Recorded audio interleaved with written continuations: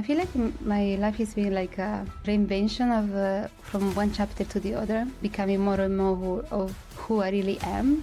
I decided to name the page Noharanda, almost like it was like a new land, a new way to be. People started to connect with my art.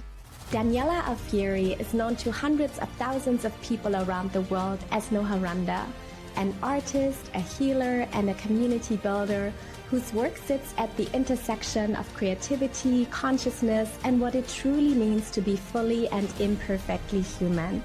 What began as a series of digital illustrations has grown into a global community, inviting people to reconnect with themselves, embrace life's imperfections, and discover that our greatest transformations often begin by remembering who we truly are.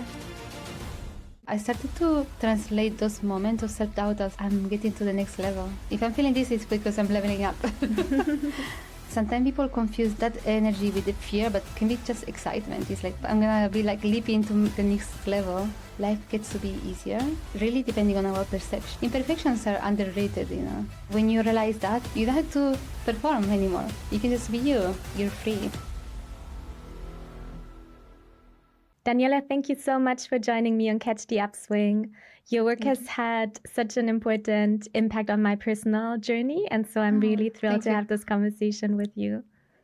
Thank you so much. Thank you for having me here. Like, I'm really excited about this, and yeah, to connect with you and also with your audience as well.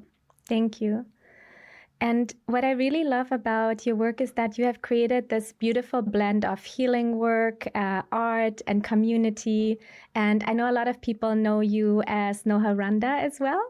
But for somebody who may have not met you before, how would you introduce yourself and the work that you do? I am such a multifaceted kind of being. I like to call myself as a life artist. And my journey started with the healing art, and then it went more towards like the healing modality that I do with my one-to-one clients. And so I will call myself as an artist and as a healer and creative being, like we all are in a way. But yeah, it's just I just have fun in creation and in healing as well. And I found out that sometimes art and healing, they're really connected as well. And even before going into this modality with my clients, some of my people that were looking at my Instagram art and following me on my courses and my content, they used to tell me that my heart was deeply healing for them. So for me, it was like a discovery of like getting to know more and more of my gifts as well. So yeah, it's like a complex answer because it's it's such a, I feel like I'm still discovering who I am as well, in what I do and what I love to do. So yeah, and I think what you do is really unique. So it's even hard to put it into words. I think people have to just experience it. And, you know, even for me, who has experienced this for the last several years, and it started when you were doing your art, and then I kind of witnessed your journey more in the healing space and community building. And for me, for example, personally, I wasn't very connected to art before. So I actually didn't come from the art community, but somehow like your art just really spoke to me, and I found a way to connect in a unique way. And as you say, you know, like to this bigger purpose and healing journey as well. So it's amazing. Yeah, like such a beautiful way to say it. Definitely. I feel like the art is a medium into like communicating something. Yeah. Like I feel like maybe I'm just a communicator or like a channel through, you know. Yeah. And I use my art, I use my one-to-one session, I use it in many ways. But yeah, like, and also like, I feel like what I do is also often a mirror into my clients' light and who they really are. And that is really deeply healing for them as well. Sometimes we come into this world and we start to have like all these like stickers of who we are not really, because they may be imposed by family or like other things.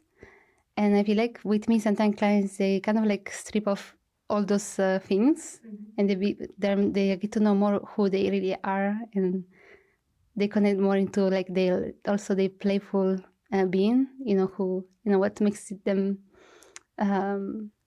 enjoy life, enjoy themselves as well. So, and connect really to play. Yeah. I feel like life sometimes it gets to be really fun. It's not always that serious. And even in serious situation, when you connect into the play, I think you can find solution much more faster than if you're a lot in the problem and into what is not working. So, yeah. And I think even like when you're, maybe in a particularly challenging time of your life where there's a lot of negativity or strong emotion, I think like connecting to your art and your community is almost like a way. I mean, you can't really enjoy the pain, right? Of course, but it's like a way to somehow like, process it or even find like some beauty in what this might be teaching you or expressing what you're feeling. So, yeah. Absolutely, yeah. There's the processing and the telling a story as well. And like through telling stories, also you heal.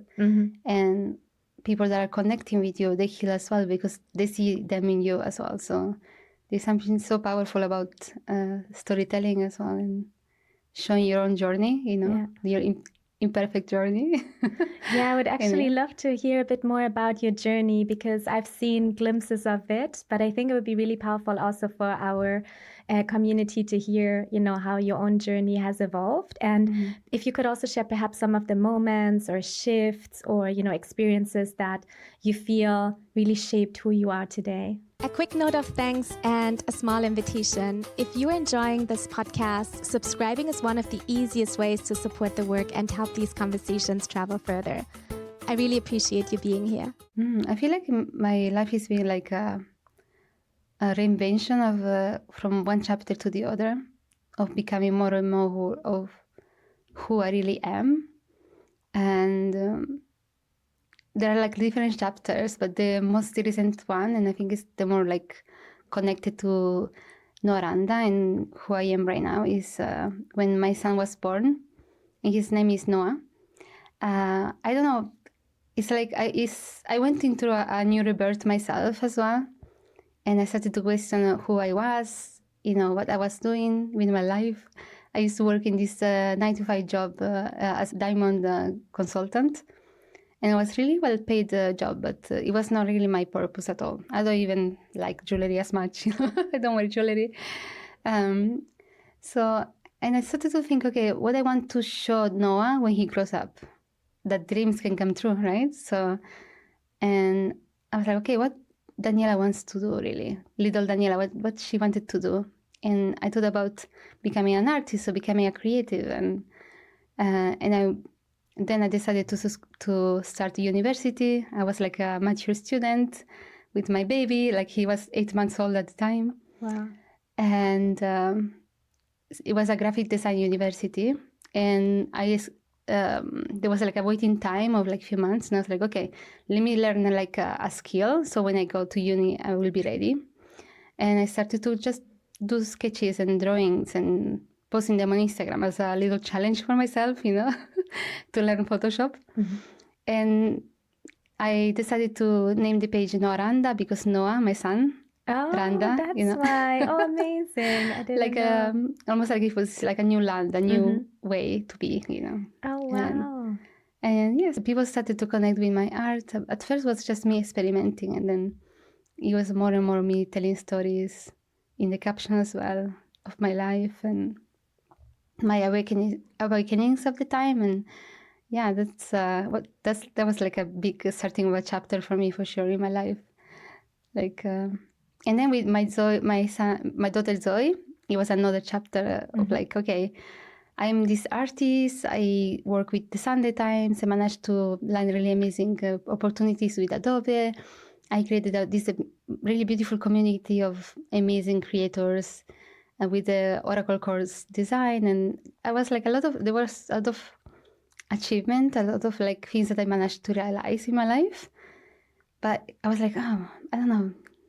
I think there is a new rebirth coming up with my daughter Zoe. And it's like I was leaning more into the energetics of life and how you can get more to play into creating the new reality for yourself and clearing whatever is not you, so you can become that person that is already you. It's always been you. It's just below all the conditioning and programming. So with Zoe, I started to kind of experimenting more with the one-to-one aspect of how can I help my clients in a deeper way. And I leaned more into rapid resolution therapy, which is like this beautiful modality that works with the unconscious mind. And so that I get to clear things for the client, like on the spot, and it doesn't take as much. It's not like the thing I love about this modality is so fast as well. It doesn't take like 6 years of therapy to clear something. It's just so fast and it's playful. Clients, they get to laugh in sessions. And yeah, it's just, I kind of reinvented myself into, yes, I am the creator. I'm a life artist, but also now I get to clear things deeper. And so, yeah, I feel like my kids, they've been like this,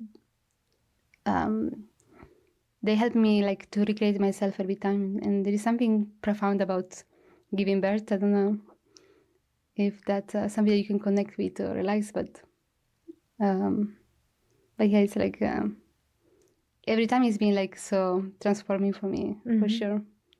And it's so beautiful how your own, turning points or moments of being reborn or reinventing yourself are so connected to your children, because like something that I was reflecting on, my son just turned 1, but it still feels, very fresh. But I've kind of been reflecting that it's very hard to describe, but it almost feels like, like he's my partner, in everything I do, and like we're building this together. And it's actually really interesting to listen to you, because it sounds like as well that with each of your children, it was kind of your inspiration, and you were kind of creating this together in a very, very special way, and kind of trusting the process, and it led you to the next step. Yeah, definitely. I think they're like my biggest teachers for sure. Yeah, my kids, they created this they show you like your strength. They show you also like the pain points, of course.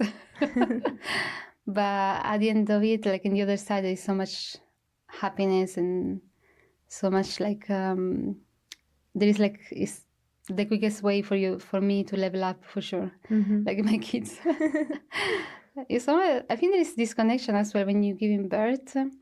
That's like you become this portal, and I feel like that's the reason why for me it's been always like I was like awakened even more. Interesting. Like the portal, like I opened this portal for them to come to this world, and also there's something that stuck with me. Yeah, because you're also like physically going through like a transformation process, right? In being that portal. Yeah, very interesting. Yeah, definitely they've been that for me.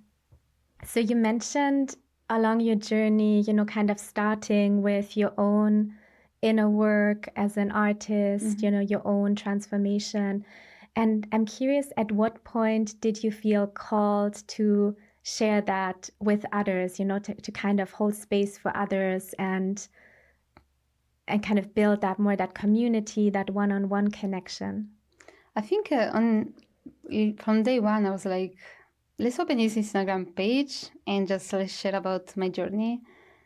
But it was not like, I don't think it was like a conscious decision. It was more like I was in the flow of it and I was just being called to do this. I'm sure you can relate with that. Like when you have that call, you don't even understand why, but you feel like, yeah, it makes sense that I do the Photoshop's learning just so I can go to university and I will be prepared. But the Instagram part where I was sharing about my art and I was telling about my life in the caption, when back at the time people they didn't do that much on Instagram. I was talking about 2016. Normally caption there will be just one word, 2 words, or an emoji. For me it was like the caption was a space where to talk about my life, to talk about my awakenings, what I've always been really fascinated by the human condition and why we are here really, What's the deal with this? And for me, the caption was a space for me to kind of think about it, and also like just by the fact that I was maybe making somebody's day or just healing somebody even just a little bit just by reading my caption, it was making my day as well, So it was like a celebration of like women as well, womanhood, what it is to be a woman, and like in your wholeness, that it's like, yes, it's nice to have a partner, but also like you're whole already. Like for me, since day one, I wanted to celebrate what it is to be a woman in this world, and also like to be a woman also that you just love yourself for who you are, or like your beauty, all your imperfections, everything that makes you you. For me, since day one, that was definitely something that was like the thread of my illustrations. And yeah, at first was like random when it comes to like the visuals, they were really random, like I will draw about what's in my bag or things like that, and eventually they become more and more like towards like they will see more women, you will see more like things that represented my thoughts as well. But yeah, it was like an unconscious journey, I think, that then I was like, now looking back, I'm like, okay, this is what I was doing really. Yeah. Yeah. And I can really connect to that because how I experienced your art in the very early, days was basically kind of, for me, it really illustrated this idea of global sisterhood. So, Yes, yeah. I was like following you on all your channels, and then I had like, I don't know, like a painting in my home or a bag that had like those images of, basically sisterhood, like the women's movement. But what really stood out to me is just as you describe it, that it was showing like those beautiful imperfections and also creating kind of a different image, right? Or like self-perception of what we consider to be beautiful and how we relate to ourselves. So that's perfect. Yeah, definitely. And my illustrations were really like mundane. Like these women, they were just doing yoga or like something totally like mundane. But there was so much beauty about it, at least in my perception of it. I was like, it's like how can beautiful can be just to sit down there and close your eyes and just meditate. And that was in my illustration, like a woman meditating, or another woman maybe caring for a baby, her child, or maybe another one that was pregnant, and just little moments of life or day-to-day life that sometimes maybe we can miss because life gets to be so busy. And for me, it was like, okay, let's just stop time for a moment and let's see how lucky we are to be alive, in this moment in time. Yeah. How lucky we are to be a woman and to be happy about being a woman, celebrating who we really are in all its essence, And yeah, it's like a celebration of like mundane moments for sure. I think that's one of the threads for sure about my art and about what I do. And also, like how I experienced it, your art is kind of this idea of being in the moment and noticing, the beautiful things around us that at the time I hadn't actually noticed in real life. But, I was looking at your art and was like, oh, this amazing banana tree leaf, or look at the full moon, or, like this nice little glowing plankton here. And so I think also like this appreciation for nature and just being in the moment. Yeah, I love that. Yeah, definitely presence is my thing. Definitely, yeah. And it sounds like a lot on your journey was really, that intuition or that trusting the process. And often it only made kind of almost sense afterwards looking back. But in the moment, you just trusted your intuition, to share with the world. And you didn't maybe have like an agenda or didn't know why, but it was just kind of this generosity of just sharing and going with the energy that you were feeling. Yeah, definitely. It was a generosity, yes, for sure. But it was more like, okay, let me make sense of this life that we're living. Let me make sense of what it is to be a human being. And let's, in the meantime, also share with others, because I feel like there is so much power when you realize that you're not really alone, Like this, like a reminder that we are in this together. Yeah. And also, like, it started also with friction. It started with like me being a workaholic as well, an ex-workaholic, and not being able to see as much, maybe like those little moments. And yeah, so that was like my own journey of like remembering as well, for sure, and deciding that I will kind of like break the pattern and like be more present. Yeah, definitely. You've also, through your art and your community work, spoken about self-doubt and imposter syndrome, especially when kind of stepping into visibility. And so, I wonder how that has shown up for you personally on your journey. I think those things, they show up every time when we're like breaking through a new level. So I don't think it's something that it shows up and then you're done with it and then you just can go on with your life forever, like happy. And I think it's part of life to have those little moments of self-doubt. But I feel like I started to translate those moments of self-doubt as like, oh, I'm getting to the next level. If I'm feeling this, it's because I'm leveling up. If I feel comfortable, it's because I'm being lazy and I'm not doing what I should do. So I started kind of like, for me, the powerful step to do at the time was to kind of reframe every time that feeling into, okay, I'm leveling up. If I'm feeling that self-doubt, it's because I'm near to the next level, you know? And also like this modality that I'm now certified with, that helped me so much into also alchemizing it up really, really fast when I was feeling some self-doubt as well. So that I didn't have to like write journals and journals about it to alchemize it like a few weeks. I was like, okay, let's just do this one-to-one session with my colleague and let's just clear this so I can just go and just have fun with it. Because I feel like when you are too much in self-doubt and you're like, you stay there or you run away from it, you're just kind of taking off from yourself the fun of actually becoming better and better, because there's so much fun about it as well. And sometimes the energy of like when you feel like that fear as well, sometimes people confuse the fear with that energy with the fear, but can be just excitement. It's like, oh, I'm just gonna jump, I'm gonna be like leaping to the next level. It can be excitement as well.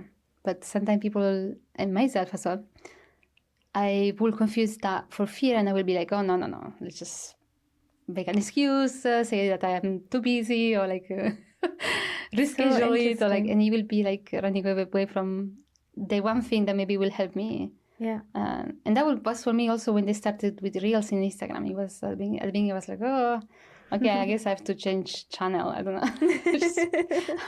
Okay, so I'm done with Noharanda, like with Instagram. But then I was like, oh no, I have to lean into the fear and to just show up. And then I showed up until it became like a second nature now. But yeah. It's so interesting, this reframe, because I think, you know, what you shared is actually, I think oftentimes when people have self-doubt or those imposter moments, they see it as something negative, but that reframe is actually, you know, seeing it as something positive, that you're leveling up, you're getting to the next level. So I think that's a super powerful reframe. And then also this, you know, this feeling, because you're right, like when you feel fear, you know, it's like this adrenaline, but it could also be just excitement or getting out of your comfort zone. And in a way, you could even say if you never have self-doubt, maybe it's because you're getting too comfortable and you're not actually leveling up. I really love that. Yes, it starts to think, maybe I should do some extra thing because I'm being too comfortable. Yeah, I feel like it's like a leveling up. It's like when you're going up in a mountain. Have you ever been doing like trekking? And you just feel that the air is changing. You feel it in your ear. You feel like it's a different sensation in your body because you're going up, right? So you have to have that, I think, in your life every so often. Because I feel like deeply within us, we all are always striving or are the most happy when we feel like we improve something from yesterday. Like there is something about us that is like better than before. Or at least this is the person. I always like, I feel like because I'm an overachiever, I love this idea of like being better than yesterday.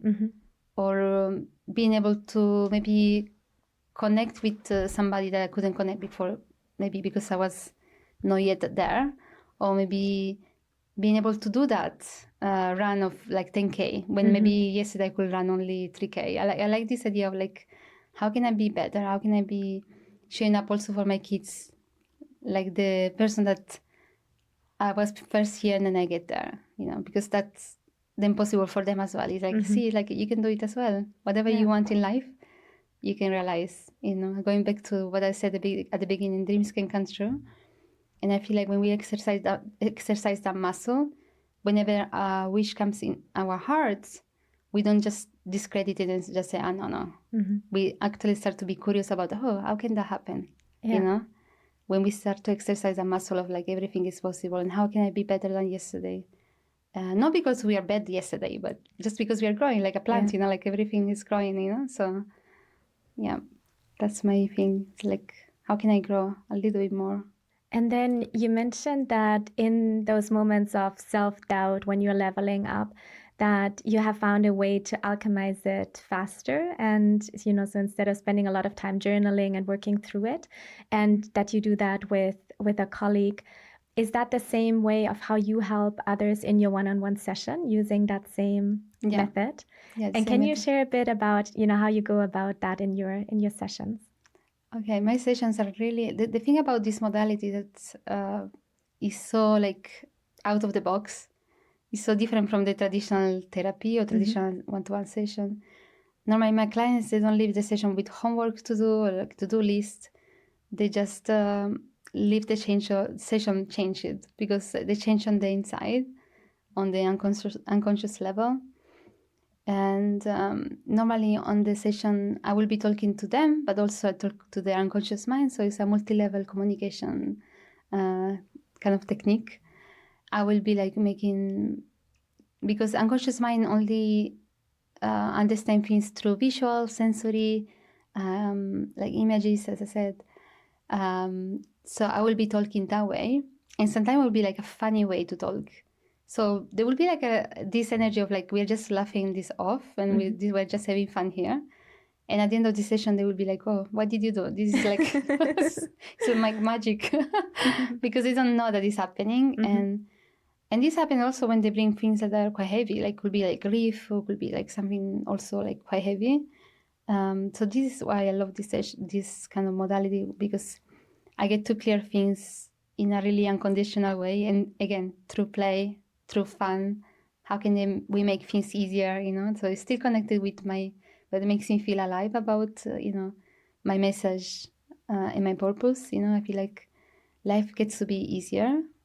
And it's all like really depending on our perception. As you said before, I was like, wow, it's true, like self-doubt or like this energy could be actually a good thing. Is that this is what I live for. I live for like reframing things for people so they get like, oh, and for myself, because it started with myself. There are like little awakening as well to like how can life can get easier, how can we make things a bit lighter so we can just move through them, and then also like I love this idea of like I am here and I want to get there, and then there is this gap of like self-doubt or whatever conditioning. I like to kind of like reduce that gap to nearly zero or zero. Yeah. So then I just do one step and I'm there, for my clients as well. There was this client, she was feeling like blocked. She knew that she wanted to create this beautiful crystal book for in honor of her mother-in-law, because she was diagnosed with that thing where you lose your memory. I think dementia or Alzheimer. Yeah, dementia. I think I don't know, but anyway, she wanted to create this book for her in her honor to show her before she could, when she still remembers things. But also she was feeling blocked because she didn't know where to start. She didn't she will go blank every time. So she came to the session, she was crying, I don't know what to do. I know I want to create this book, but I'm just procrastinating. I don't know. And we did this session, and after few weeks, she already made a book.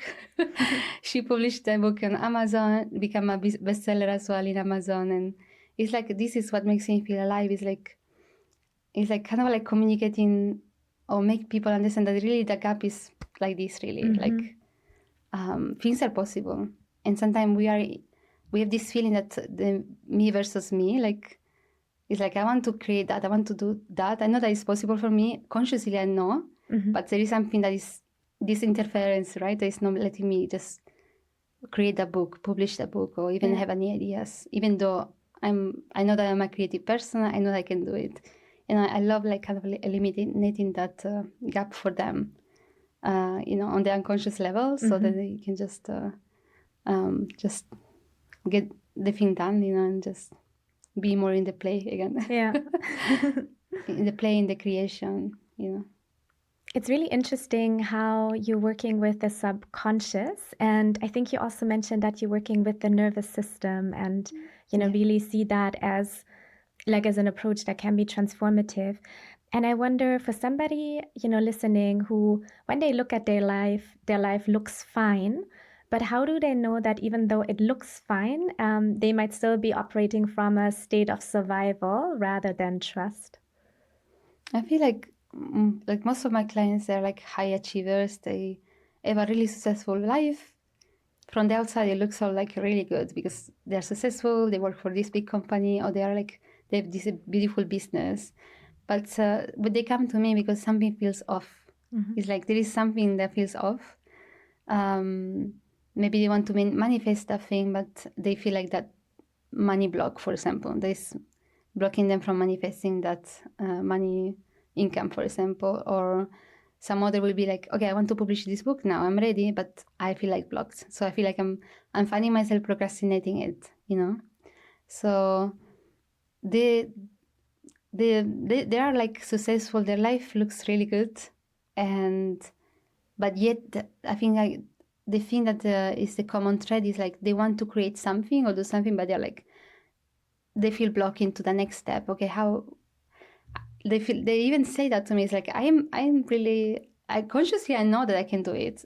I know each one of the steps I have to take because they're successful women. They know their things, but they still find themselves procrastinating. For example, that next move, or maybe feeling that fear and like finding themselves like running away from it, or like avoiding the next step, or even just going blank and not knowing how to write a book, even though they know that they have all the information, so it's like really, again, they come to me to kind of like close the gap into where they are and where they want to get, and to almost to kind of like eliminate the interference that don't let them be like so fully present, because sometimes they're like successful and they're happy and from that side it looks also amazing, but they're missing presence, for example, and just play and fun. It's like there was a client that she said to me, Daniela, I have the money, I have this amazing job, but I just feel like I'm not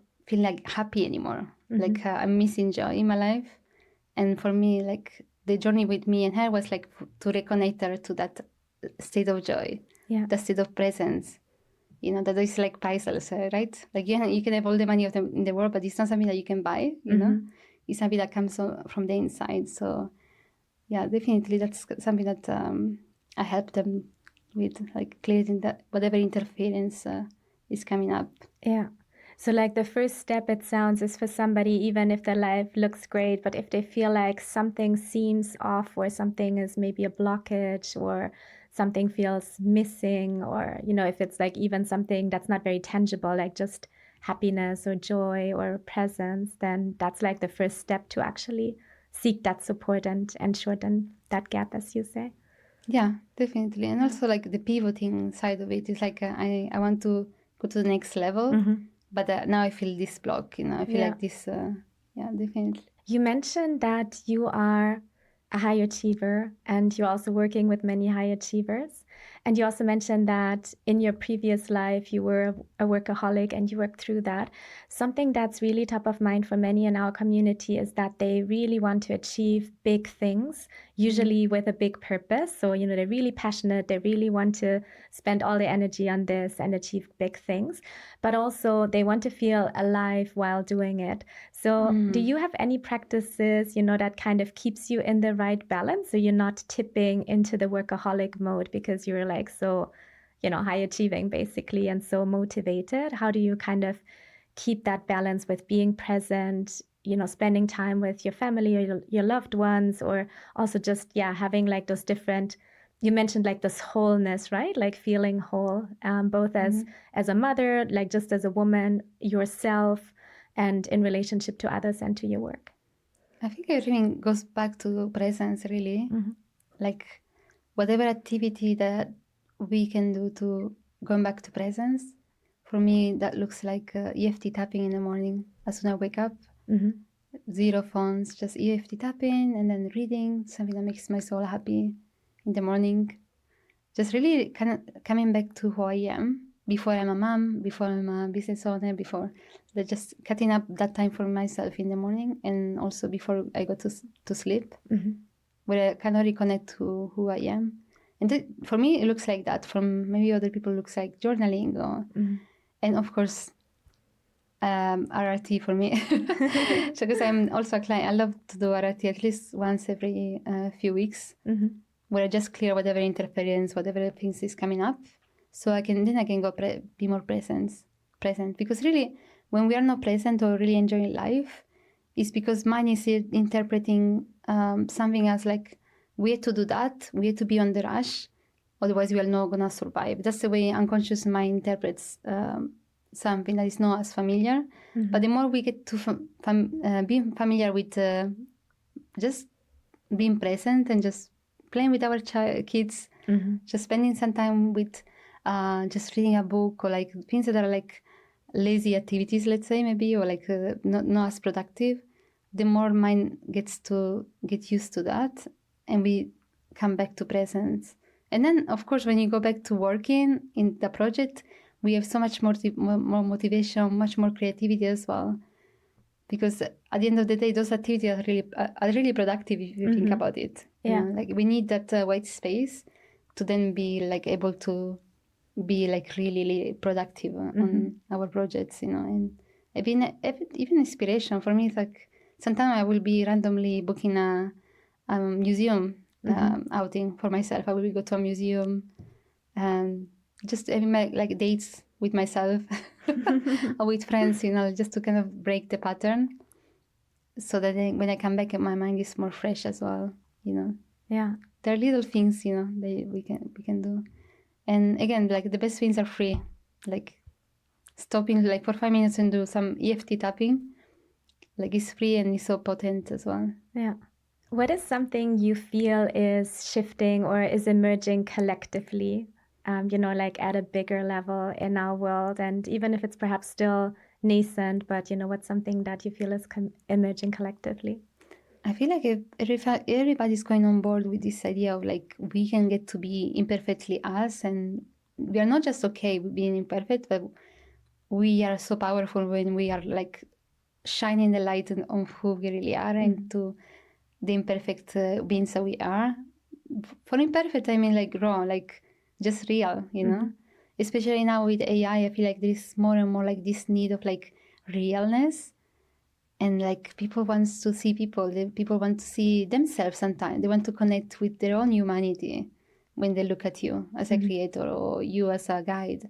So I think definitely there's more and more this awakening of like what it is to be a human being with like all our imperfections and the beauty of our imperfection. Because I feel that imperfections are underrated, I feel like it's so beautiful to be imperfectly you, to be uniquely you. Human, yeah. To be human. So there is this Japanese philosophy called wabi-sabi that is about the beauty of imperfections, and it's like, I did actually a thesis on that on my graphic design studies, and I was like, yeah, that's it. It's like there is when you realize that, you're free. Like you don't have to perform anymore.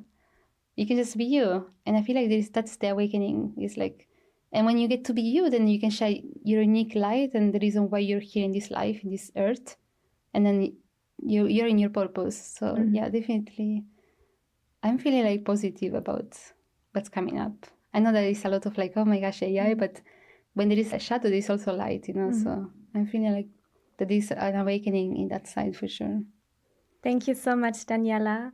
And to our community, make sure to check out the show notes where we'll be sharing Daniela's socials and where people can follow the work. Thank you, guys. Thank you, everybody. Looking forward to see you all, to connect with you all as well on my DMs.